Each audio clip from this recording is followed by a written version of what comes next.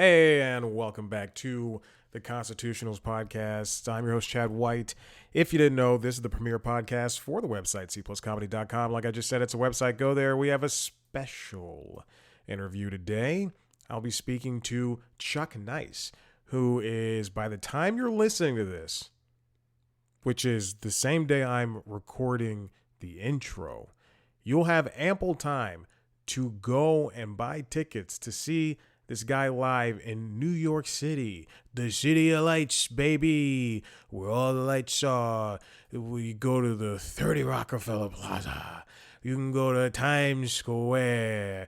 You can go to the M&M store in Times Square. All the New York things. Get some pizza.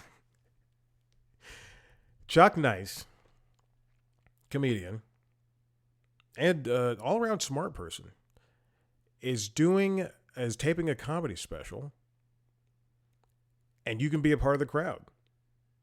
2 shows, both nights, 17th and 18th, 7 p.m. and 9:30, where he's going to mix stand-up science. This is off the copy. It's going to be a comedy special. He's going to tackle the hilarity of human ignorance and society's relationship, or lack thereof, with science. Now, if you listen to StarTalk with Dr. Neil deGrasse Tyson, you might have known who Chuck Nice is based on his voice. It's a very striking voice. It's a lot like mine, except better. And it says better words. It says better words out of his face. Chuck also hosts Brain Games on the Road on Disney Plus and Nat Geo. Now, this show is going to be at Midnight Theater in New York, New York. It's a hell of a town. You know that song? You can buy tickets now. Chuck Nice is a very funny guy. He's been doing stand-up for years, obviously. I would not steer you wrong by sending you somebody, suggesting you somebody who is not good at what they do. He's also done a TED Talk, which is, if you don't know what a TED Talk is, it's a conference that speakers go to and they speak at, and they give talks on everything from technology to sociology to how to properly use a paper towel, which is one that sticks with me to this day. Brene Brown's done it. Chuck Nice has done it. So many funny people have done it. Not just funny. Excuse me. I'm sorry. TED Talks are a way to learn things too. How to use social media. They talk about war. They talk about this. They talk about that. They talk about AI. So check out his TED Talk. I watched it. It was good in order to prepare myself for this interview. He, like I mentioned before, currently co-hosts StarTalk with Neil deGrasse Tyson. You never thought it's very difficult for me, and this is already a long interview, so I can go ahead and do a long intro. It's so funny to me, and not funny, but interesting funny, how you never think 2 completely opposite sides of the spectrum in terms of, I guess, jobs. I'm not going to say interest, but in terms of jobs, how 2 people can come together and work well in the show. Because if you Google Chuck Nice or Bing, whatever floats your boat, Yahoo, Alta Vista, if you search Chuck Nice and StarTalk, you'll get 2 dichotomies: people who really love this guy on StarTalk and people who do not like him on StarTalk. But if you read the glowing reviews of like, hey, when is he gonna be on every episode of StarTalk? He and Neil deGrasse Tyson, Dr. Neil deGrasse Tyson, he worked for that title, bounce off each other pretty well. It works. I enjoy it. Chuck also was on a couple of different shows. I don't know if I can. The SAG thing is still going on, so I can't really talk about those. But I can talk about podcasts. Chuck's a funny guy. I enjoyed my conversation with him. I hope to talk to him again in the future. And he's a very He has a very commanding presence on stage. Go look at his stand-up on Instagram and TikTok. He's really, a lot of the comedians that I talk to have really turned into the TikTok. Really just turned into the skid that is TikTok. As I said, this special taping is happening November 17th and 18th, 7 p.m. and 9:30 p.m. And you're going to learn stuff. You're going to get jokes told to you. I mean, it's great. It's wonderful. Enjoy this conversation. Chuck is a nice guy, funny guy. I don't know if he came in here prepared, but man, it was an enjoyable conversation. If you want to, you can follow him on Instagram, Twitter, TikTok, Threads, and Facebook. Chuck Nice Comic.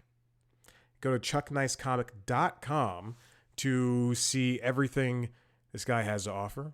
If you want to watch a video version of this interview, go to youtube.com/C+comedy. It is under the interviews playlist.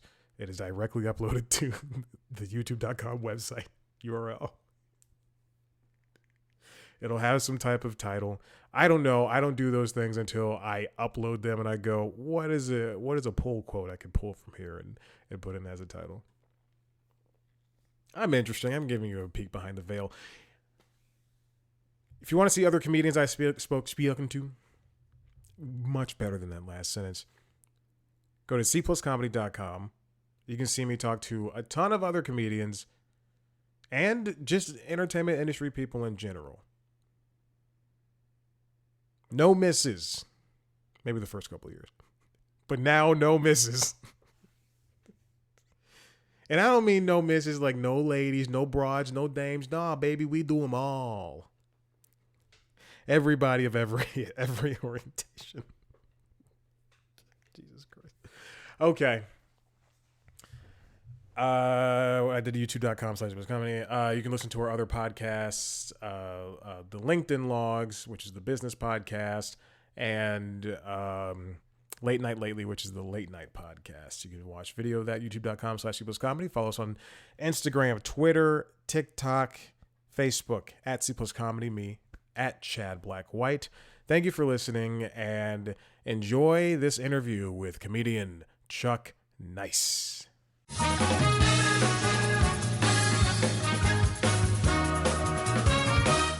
You're slowly popping. Okay, I think you have a black screen. Don't worry about that. That's my big reveal, man. That's what Oh my God.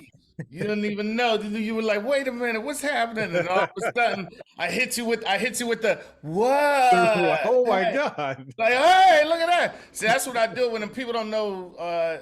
If people don't know that I'm black, this is how I talk to them. This is, you know what I mean? I'm just like, they're like, why can't we see you? And I'm just like, listen, it's better that way. It's just better that way, you know.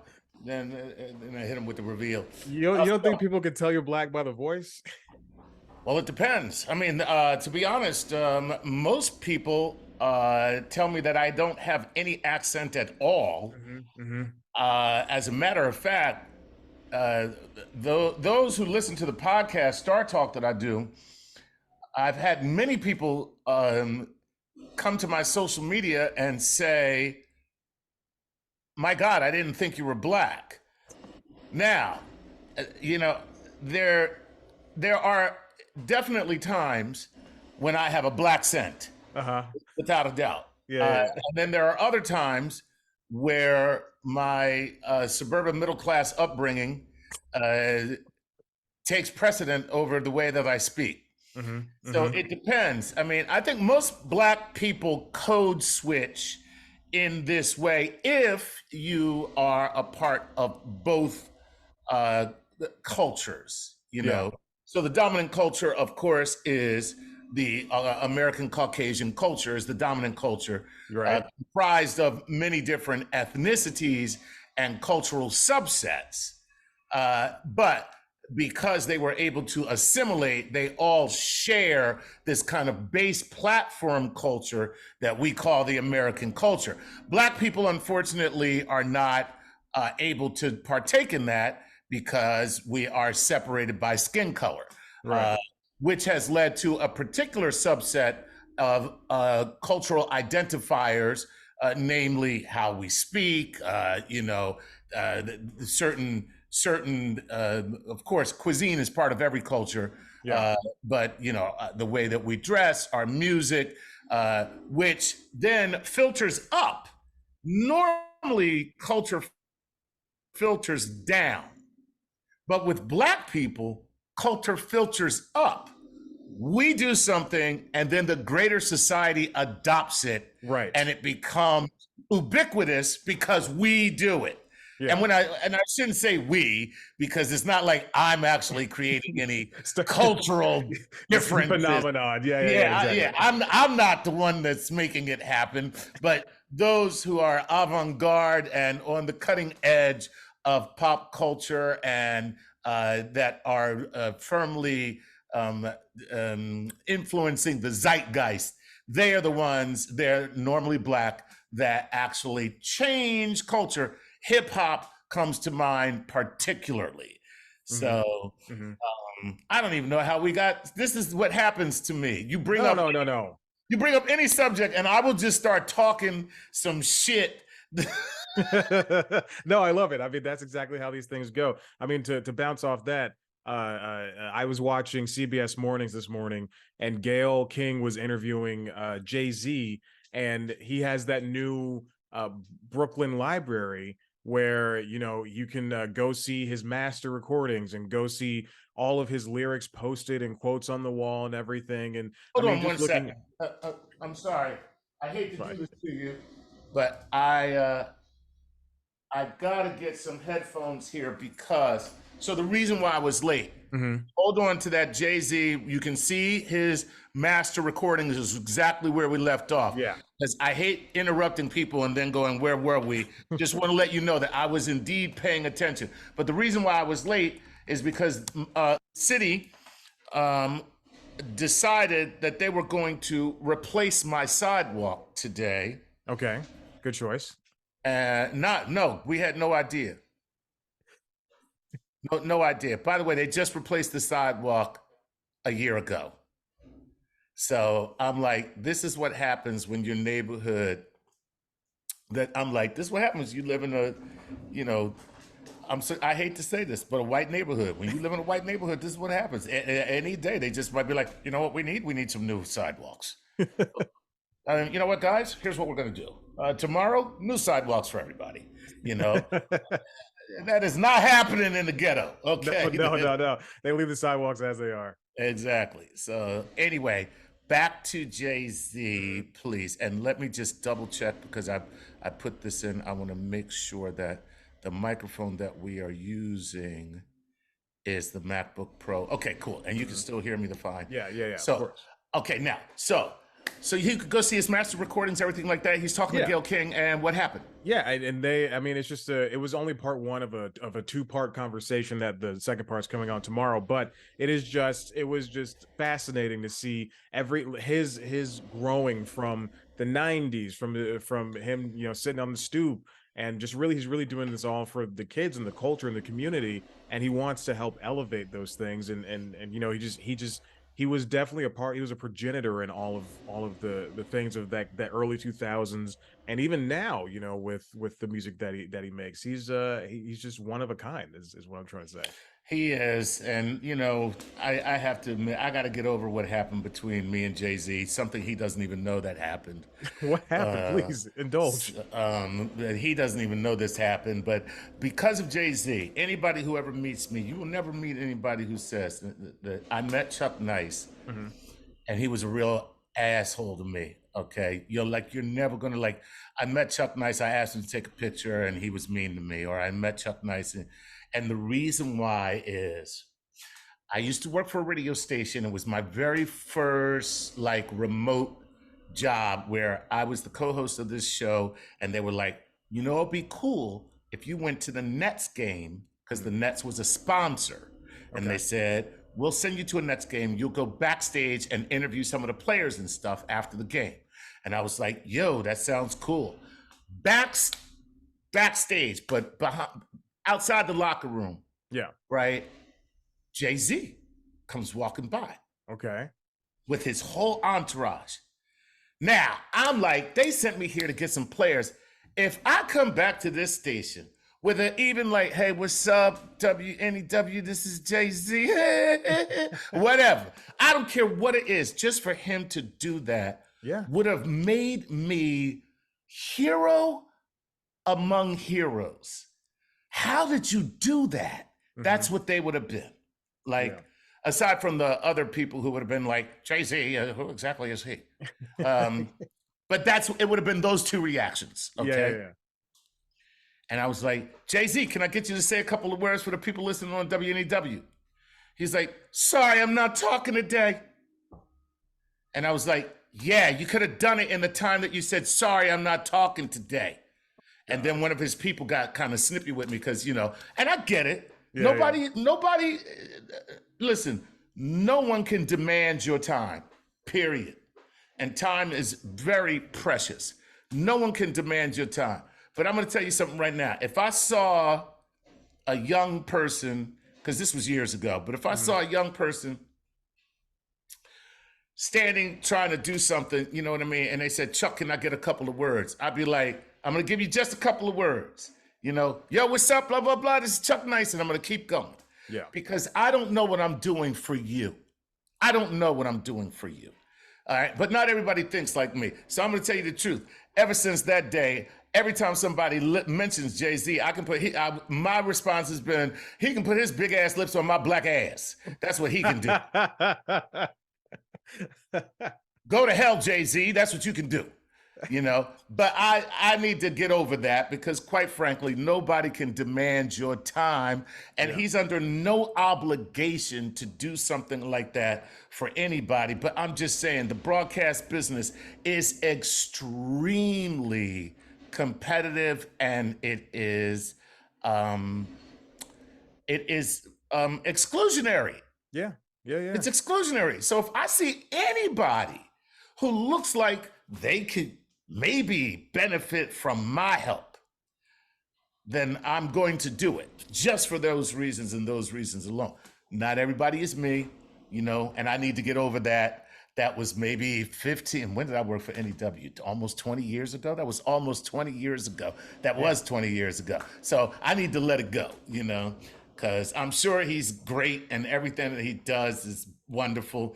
And, and he's married to a goddess and I can't say anything bad about him, to be honest. And he's a musical genius and all of that. But for some reason, whenever I think about him, I go right back to that day and I'm standing outside of the Nets locker room and I'm just like, hey, can I get a couple words? He's like, I'm not talking today.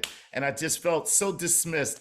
And, he's lucky and because he's got a big entourage.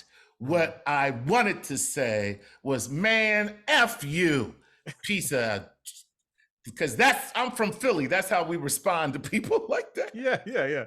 And then you guys, then you go destroy the city because your team's in the championship. Yes, of course. Like well, how else are you supposed to celebrate?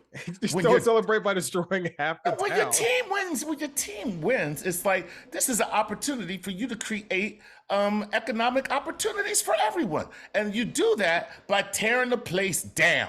Right. Anything that's torn down must be built again. So that's all that's happening in Philly. See, I'm a Dallas fan, and oh Jesus! And you see the hat I'm wearing. Yeah, I see the hat. Well, y'all don't have no reason to tear anything down. I mean, I'm just looking for them to put Jerry Jones in a casket and just end things with that Let me tell you, that's when your troubles will end. Yes, okay? 100%. I'm sorry to tell you, but that's when your trouble. Everybody is Dak the problem? Is your general manager the problem? Is the coach the problem? Is it the play call and the coach is going to play the calls this year? But no, none of that is your problem. I'm going to tell you what your problem is. Your problem is you got an owner who thinks he knows football. That's the worst kind of owner of any business. Any business.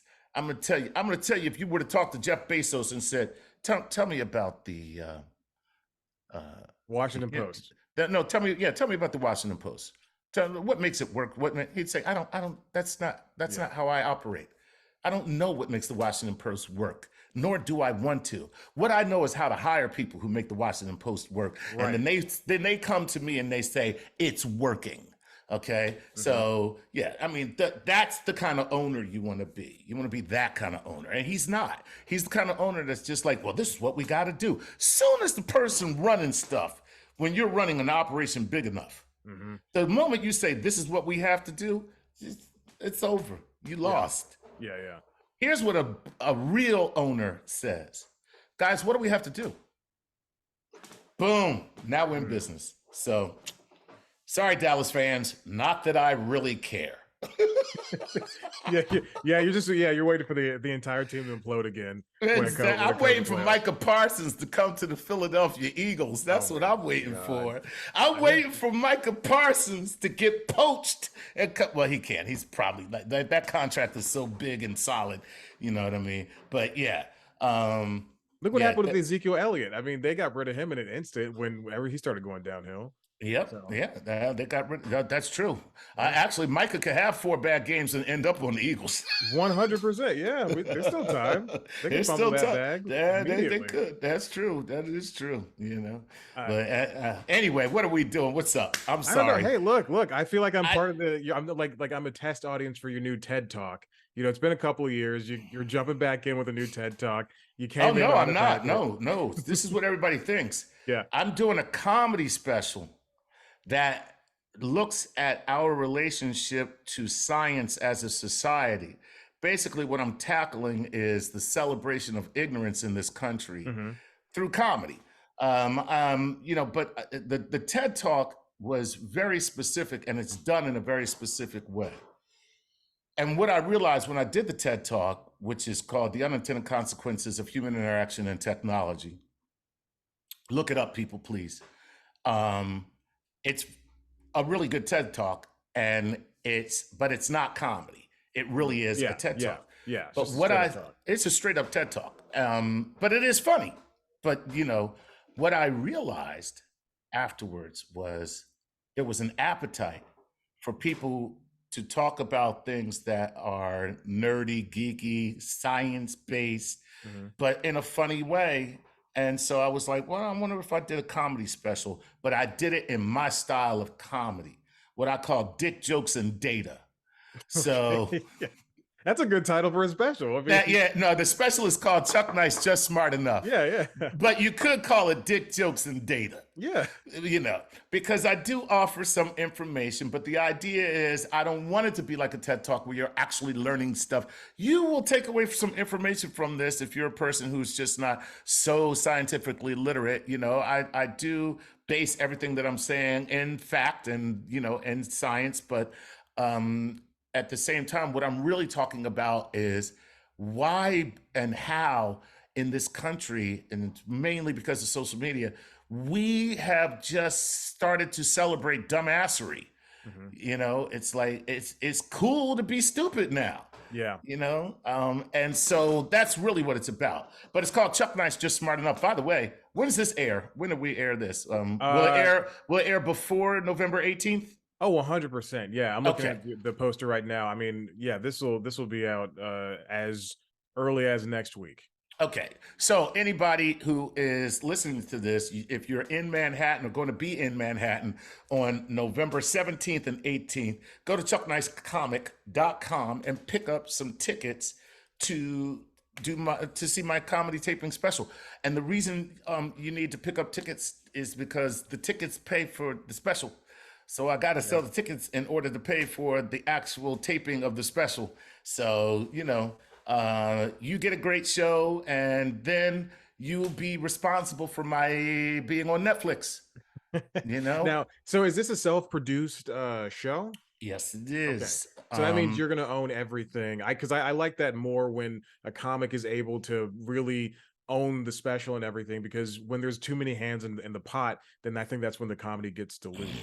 Yeah, no, this is me just doing me. You know what I mean? Like, this is me on stage talking about science in such a way that, I'm very passionate about it. Anybody who listens to StarTalk, which is the podcast and social show that I do with Dr. Neil deGrasse Tyson. Some people say that I ruin the show because I'm not serious enough. Some people say it's so great that I'm on the show with him because I make it fun and funny. You can't please everybody, and nor do I try. And it's like I read something today where this woman was just like, your politics are awful, and when you're doing a science show, you shouldn't talk politics. Oof. And I just felt I don't write anybody back that writes me something negative because who cares? Yeah. But I wanted to write her back. I'm sorry, I forgot you were the only person in the world with an opinion on politics. You stupid cunt. No, I'm joking. I would never ever do that. I would never do that. God. But I do think those things often. But anyway, yeah. I mean, like, the deal is that it's comedy, it's information, and it's the thing that I am most passionate about outside of comedy. So I figured I'd bring them together. Yeah, I think that's a very valid and easy and simple way now to deliver information is through some sort of entertainment, with bringing some value to it. Not that information doesn't have value, but just making it funny or making it interesting. I mean, that's why I think of Adam Conover. People really, engage with what he does because he's able to make you learn something by the end of it. Whether you agree or disagree, you learn something, and that's what people can really take away from what you do. Yeah, I mean, that's what it's really about, is just first of all, the only thing I want from anybody, you don't ever have to agree with me. Opinions are opinions, okay? But objective facts are just that. And all I want is for people to be able to decipher between what is an opinion and what is an objective fact. So, when you have people who basically say things like guns make us safer, well, there is data out there that proves that to be just the opposite. And this is where critical thinking becomes very important, because anybody can say anything. But what critical thinking, what science does, what the scientific method does, is it bypasses the bullshit. Yeah. See? So you can say whatever you want. I don't have a problem with that. Okay? What I have a problem with is people who just get their information from one source and say, well, that's it. And then they repeat that information, and that's how we end up where we are. Whereas critical thinking is several sources of information cross-reference to figure out what is valid. So, you have 10 pieces of information, data points, and 9 of them line up, but one of them is an outlier, and then you have somebody who cherry picks the one. Yes. Well, if you're a person who does research and you're able to see the 9 other sources, you can say, oh, you know what, that's bullshit. Yeah. And I think that's what's missing in our society today, because information is cheap, information is plentiful, and information is not valued. It used to be information was valued because it was hard to get. Yeah. Now, what we attain too easily, we esteem too lightly, making it of little value. So it's okay that information is everywhere, because I can pick up a phone and say, oh, it's such and such, boom. But now where do I go from there? See, that's really what it comes down to, because your search engine optimization may make it so that the wrong information comes up first. Yes. So, it's okay to use the internet, but what you got to be able to do is you have to source the internet itself. You can't let the internet be the source. Exactly. Yeah.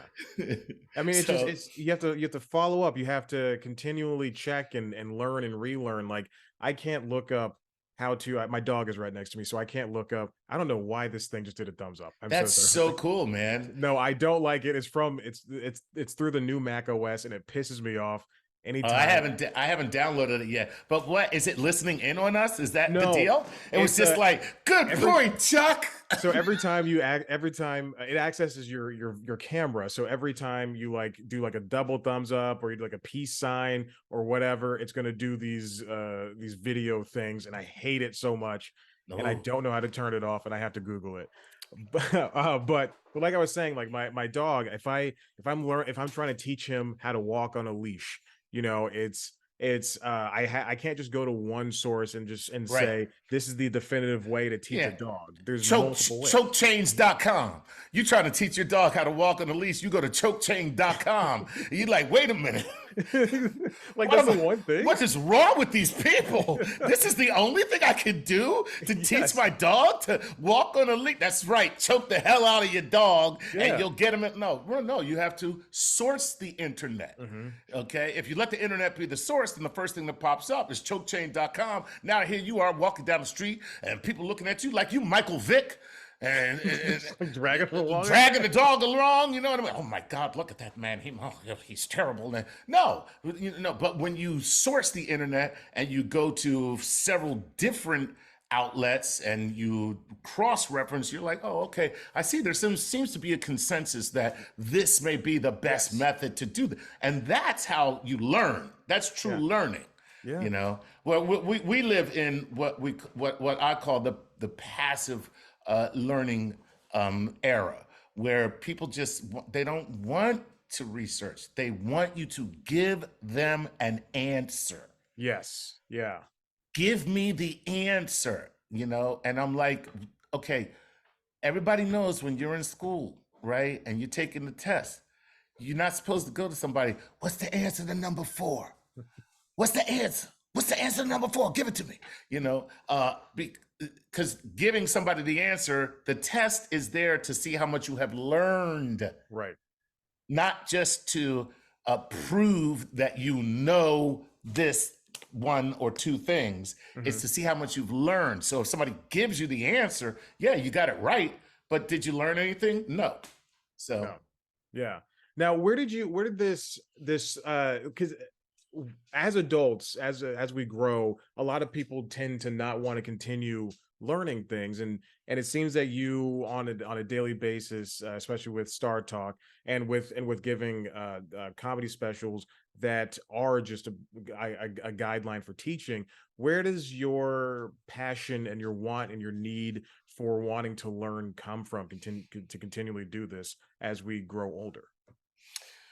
well, I'm going to say that one, I've always been a closet kind of geek nerd, but I haven't been very good at acquiring information in traditional channels the way we normally do. So, just to give you an idea, when I was in high school, I used to cut school and go to the library.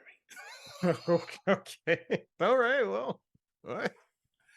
So I'll never forget one day I cut school and my sister caught me and she was like, what are you doing?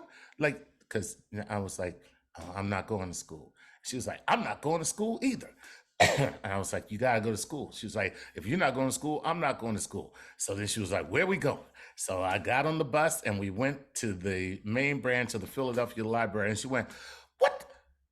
We didn't go to school so we could come to the library? Like, what the hell is wrong with you? You are the stupidest. Like, this is what you.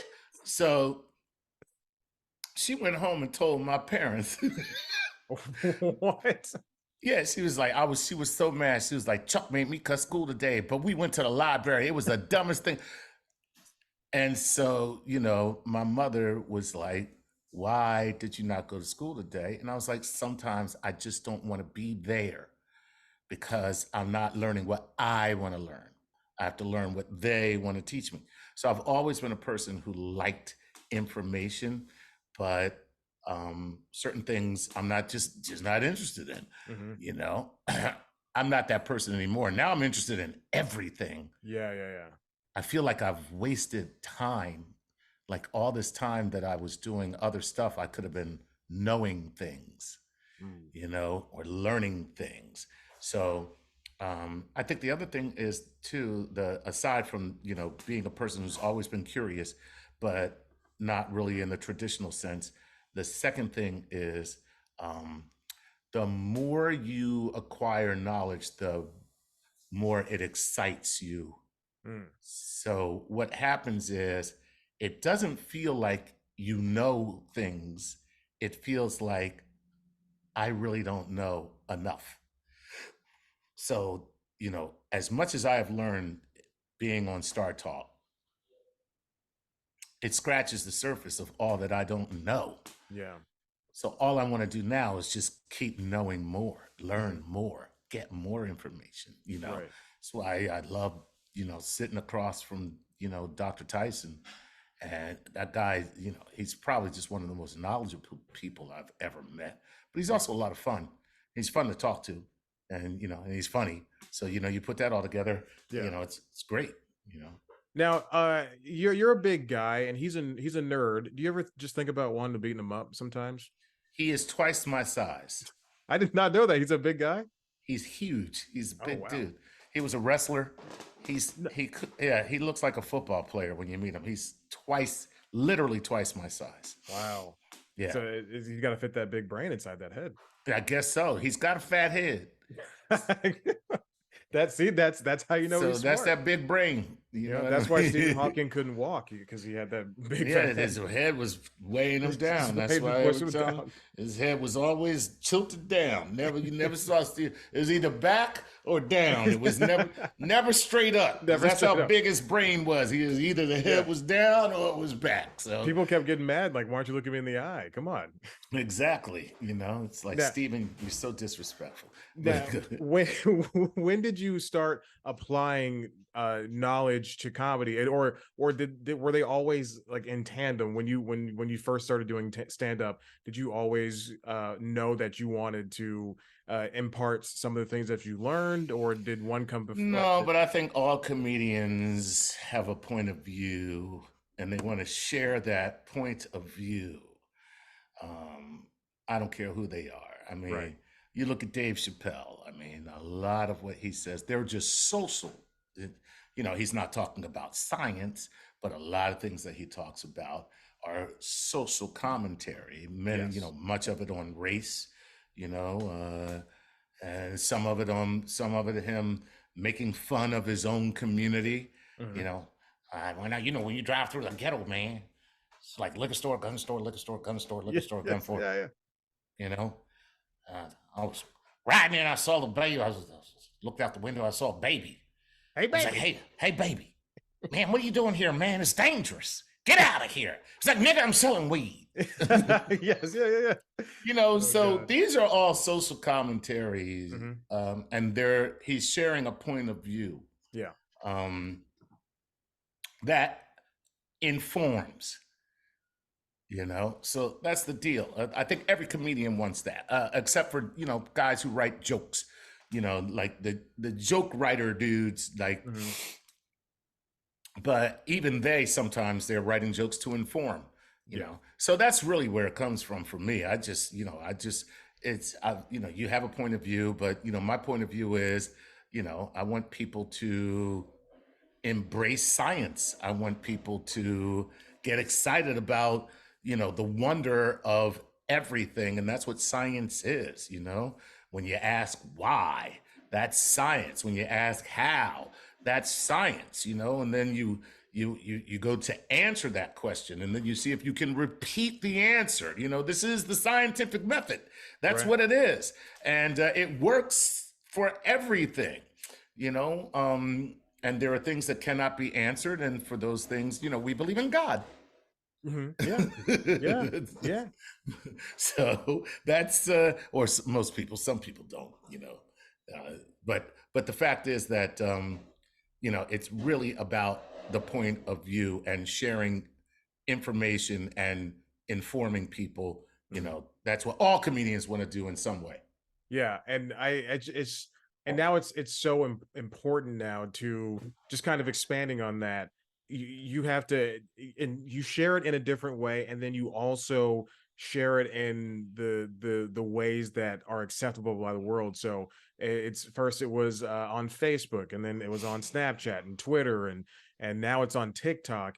And that's, and again, that's where the information overload comes from, and the misinformation overload with that. And it just, again, it goes back to parsing it out, and it's tough. But I think for comedians and creative people in particular, as much as I don't like, social channels like TikTok or Instagram or whatever, I do think that those are the perfect ways now in order for a comedian or somebody in that creative field to get their points across. Yeah, I mean, I hate social media just with a passion. So, I mean, I have to be on it, Yeah, and I have to do better, because in the business now, if it's not working on social media, it's not working. exactly. Yeah. And people, when you go to talk to them, the first thing they want to talk to you about is your social following and who, I go into meetings and, they're just like, so Chuck, let's talk about your social following. And I'm just like, well, I only have 12 followers, but I'm like Jesus. They're very, very dedicated, Yeah, you yeah, know.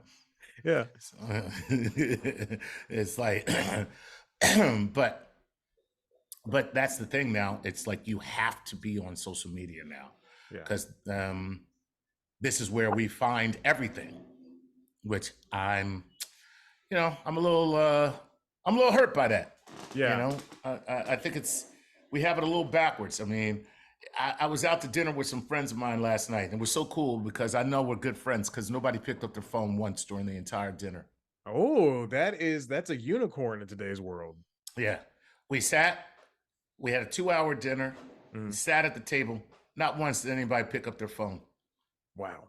We just talked and ate, and we really shared one another's company. Yeah. And there was a young couple sitting next to us. When I say young, I mean like they were like it, it looked like teenagers, which means they were in their 20s. And the entire time that they were there, they were both on their phones. Ugh. And I was like, "This is a date? Yeah. This is terrible." Like, God, I would be so insulted. You know, Yeah, yeah. I'd be so insulted if I was out with somebody and the entire time, and they weren't even faking the funk. They were just in the And it, phone, ugh. and they're sitting across from one another. And I was like, you guys do realize you did not have to leave your house to do this. Yeah, just have dinner at home. You could have Why had did dinner you at do? home and then just been on the and talked to one another on. You could have actually been talking to one another. And then I was like, wouldn't it be funny if they were actually talking to one another Oh, while they were just at the text. table? They're just texting back and forth at the table. Just sit, and then like it just like they're like texting, and then they go, "Oh, did you see this?" Yeah, Like, exactly. Yeah. So yeah, man. But that's why I hate social media. yeah, yeah. Well, Chuck, I didn't want to take up too much of your time. I think I got everything I needed. Let me just look at my questions here. Yeah, but this was fantastic, and you know what?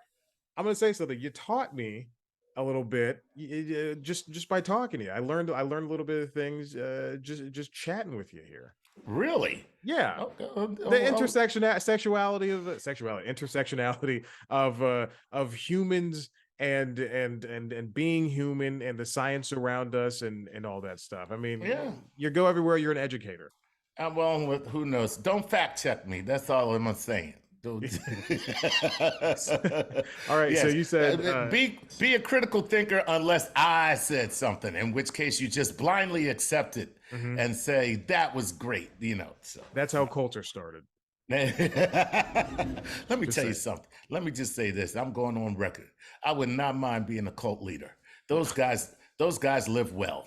They They definitely do. they live well. That's Yeah. I mean, first of all, they can't do any wrong. Look at Donald Trump. Okay, now right now, I don't care who's somebody's offended because I said he's a cult leader, but clearly he's a cult leader, Yeah.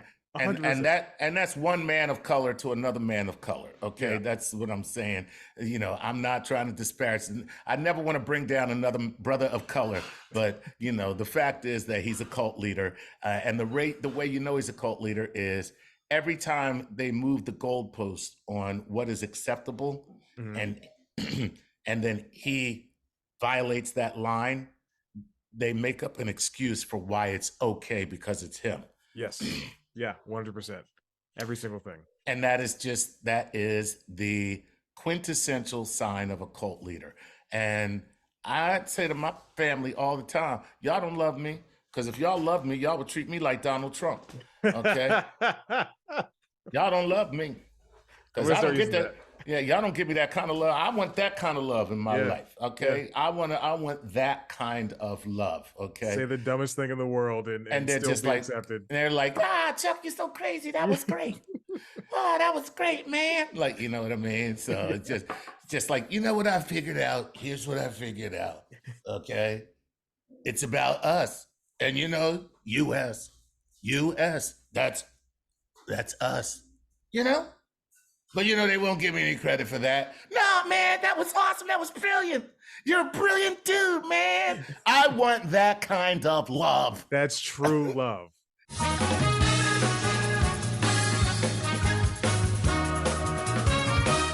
Okay, all right. Sorry, I didn't realize. I was like, I talked so damn much. I didn't realize we were on a time schedule. Oh, no. Now you're fine. I mean, it's completely fine now. I was looking at the thing and it said less than a minute, and I was like, I don't know what happens at 40 minutes. What happens? So it becomes the Oscars. That's what happens. that was I'm not kidding, the single most embarrassing thing that has ever happened. And there was one time I interviewed a comedian, and I had their special up on my laptop, and I hit a button and it started playing at full volume, and they heard themselves talk, and I pressed stop, and then he started laughing, and I was just utterly destroyed. It was hilarious. Yeah. That's great. But anyway, listen, it's great talking to you. Let me just tell people once again, the Midnight Theater on November 17th and 18th in Hudson Yards. So if you're in Manhattan or anywhere near Manhattan, because it's basically the train station. So like, I don't care where you live, you can get to this theater. It's a beautiful theater, man. It's a multimedia theater with screens all over on every wall. It's going to be really cool. I'm really looking forward to it. So, get your tickets. Be responsible for putting me on Netflix, which is very cool. Yeah. And so come on out is what I'm saying to all the people. Come out. Chuck Nice, Just Smart Enough, November 17th and 18th, the taping of the special. Well, now, quick question. With these screens, are you going to be able to do anything with them? So here's the thing. We're doing the walkthrough next week to figure out, am I going to just run a loop of static images on the screens, or am I going to have the screen speak to what I'm doing on stage, which, I'm not sure yet because that's up to the director, because screens change the lighting. So it changes the lighting of the audience. It changes the lighting on the stage. So as the images change, the lighting in the room changes. So he may say, no, man, I need to make sure that these same pictures run over and over again. So I don't have to worry about correcting for the lighting as the special is actually taping. Yeah. So, those are things I leave up to other people, but we'll see. It's a good question. I appreciate it, but we'll see. Is the audience going to be on camera? Are you shooting them, or is it also just audience will definitely, Neil deGrasse Tyson will be there. So. Oh yeah, of course. And I hope you at least reference him or talk to him in some sort of way. Oh, of course I am. I'm definitely going to point him out in the audience, and I got to make fun of him in some way, shape, or form. It would be comedy malfeasance if I didn't point him out and have some fun with him whatsoever. One of the producers wants to get him to do like the open for the show. Oh, yeah. And I was like, that's a pretty good idea, actually, have Neil open up the show, So, and now, ladies and gentlemen, Chuck Nice. That'd be super cool. Yes. Like, just have, I don't want to produce for you, but have like a kind of like a Cosmos type thing where he's narrating, and then it all like circles back to you and goes, and this is Chuck Nice. you know. You know, that's a really cool idea. So the other producer who, you know, I have guys who are, you know, of course, helping me put this all together, even though I'm paying for it. I wish they were paying for it and I was putting it together. That'd be a much better deal. Yeah. But anyway, one of the guys, he was like, he thought it'd be funny if Neil told a joke, right? But purposely like a terrible, terrible joke, you know? And then he were to say something like, oh, what, you think comedy is easy? Comedy is hard. Here's Chuck Nice, you know, or something like that. I'm like, that's cool. That's cool. You know, but I kind of love the idea of the cosmos theme. And then, you know, it's like, you know, scientists don't know exactly what dark energy is, but in our best estimation, we have been able to figure out that it's not Chuck Nice. Ladies and gentlemen, Chuck Nice, you know, something like that. Truly. It's the only reason I say that is because I work in my day job is in television production. So I didn't know that. Okay. I have ideas all over the place. And yeah, I love the idea of him doing like a short little Cosmos thing. And then the answer is Chuck Nice. Yeah. You know what I mean? Or the answer is comedy. And now here's Chuck Nice. You know what I mean? Feel free to take that idea. I'll take an IMDb credit, whatever it takes. No worries. No worries. I'm all about giving credit where credit is due. You know what I mean? That's how people keep working with you. Yeah. You know, it's like, listen, I'll give you all the credit in the world. Just don't look for the money. Yeah, exactly. Because hey, look, I know there's none there, none to be had right now. Yeah, those are the best. The best producers are the ones who give credit. And look at HBO. Now, HBO has some of the best programming ever. Okay, they go from hit to hit to hit. Sopranos, what's next? Game of Thrones, what's after that? The Last of Us, and then a myriad of others, right? And the reason is because they just let people do what they want to do. They let them take all the credit, win all the rewards. They just take all the money. Yeah. Billions and billions of dollars. Billions and speaking of Carl Sagan, billions and billions of dollars. But the reason is because they're like, no, man, do your thing. That's, you know what, you're smart, you're great, you're good, do your thing. And then they sit back and rake in all the cash. All the cash. If you ever produce anything, people, that's the way to do it. Look at HBO and do it their way. Like I said, the moment you say, this is what we should do, you lost. You know, it should be, what should we do? Exactly. and then take everybody else's great ideas. Get back. Right.